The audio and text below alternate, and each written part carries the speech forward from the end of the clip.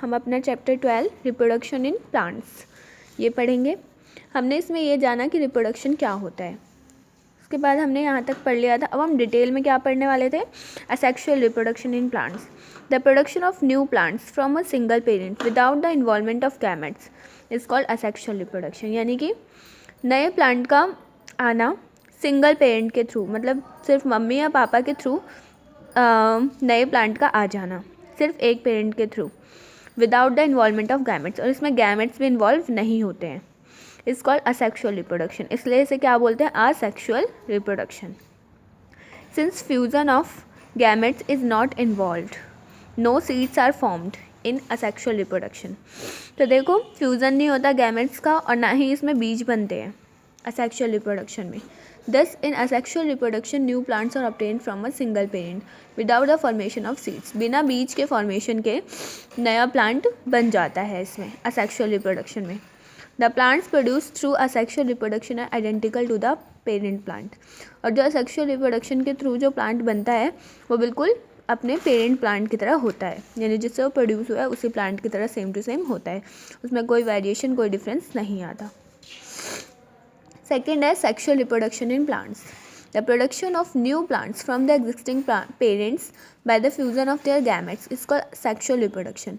तो देखो नए प्लांट का प्रोडक्शन होना किससे, जो एग्जिस्टिंग पेरेंट्स हैं, जो पेरेंट्स प्रेजेंट हैं उनके through, by the fusion of their gametes, उनके गैमेट्स के फ्यूजन के through, is called sexual reproduction. तो देखो नए प्लांट का प्रोडक्शन होना किसके थ्रू, जो उनके एग्जिस्टिंग पेरेंट्स हैं, उनके जो एग्जिस्टिंग मतलब मम्मी पापा जो प्रेजेंट है उनके गैमेट्स के फ्यूज़न के थ्रू जो नए प्लांट का फॉर्मेशन होता है उसे हम सेक्शुअल रिप्रोडक्शन कहते हैं।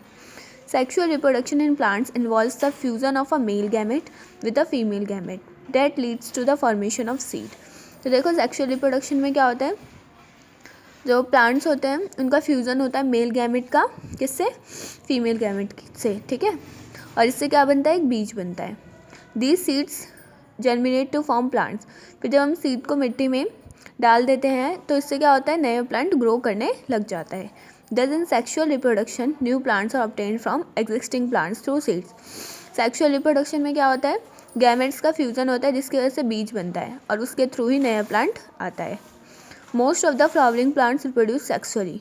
ज़्यादातर जो फ्लावरिंग प्लांट्स होते हैं वो कैसे आते हैं लाइफ में अपने, सेक्सुअली, ठीक है, सेक्सुअल रिप्रोडक्शन के थ्रू।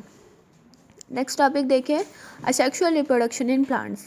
अब हम असेक्सुअल रिप्रोडक्शन को और भी डिटेल में पढ़ेंगे आगे। Asexual reproduction in plants take place by fragmentation, spore formation and vegetative propagation.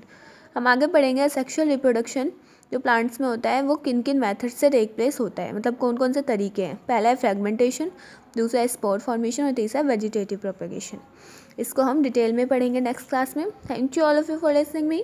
Video को लाइक, सब्सक्राइब और शेयर करना ना भूलें, बेल आइकन ज़रूर हिट करें। आपको इसमें नोट्स बनाने हैं, ये रिप्रोडक्शन वाली डेफिनेशन लिखनी है और ये वाली डेफिनेशन के बाद आपको methods of reproduction in plants asexual और सेक्सुअल लिखना है और इनकी डेफिनेशन लिखनी है, ठीक है। और आगे हम जब करेंगे तो मैं आपको बता दूंगी क्या क्या लिखना है। Thank you all of you.